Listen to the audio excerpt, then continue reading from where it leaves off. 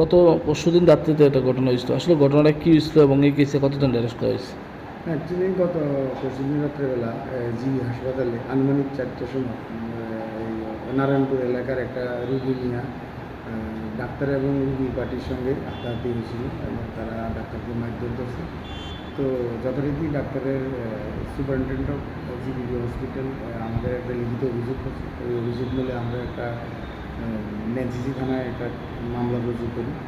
মামলার নাম্বার হচ্ছে 51/2025 এবং দুজনের নামে তারা মামলা করে, তারা দুই ভাই। এর ভিতরে আমরা প্রাইম রেফিউজি সে তাকে ধরতে পারছি গতকালকে সিক্রেট সোর্সের মাধ্যমে আমরা তাকে আমরা অ্যারেস্ট করতে পারছি এবং আজকে আমরা তাকে কোর্টে ফরওয়ার্ড করি এবং 3 দিনের রিমান্ড চাই। যারা আটক করা হয়েছে তার নাম? তার নাম হচ্ছে রাম সরকার, এলাইস বাপন, বাবার নাম বিনয় সরকার, বাড়ি নারায়ণ। টোটাল কতজনের নামে মামলা করা হয়েছে? টোটাল দুজন, তারা দুই ভাই। এই দুই ভাইয়ের মধ্যে আমরা যে প্রাইম অ্যাকিউজ তাকে আমরা ধরতে সক্ষম হয়েছি, আর একজন পলাতক আছে, অতি সত্ত্বর আমরা তাকে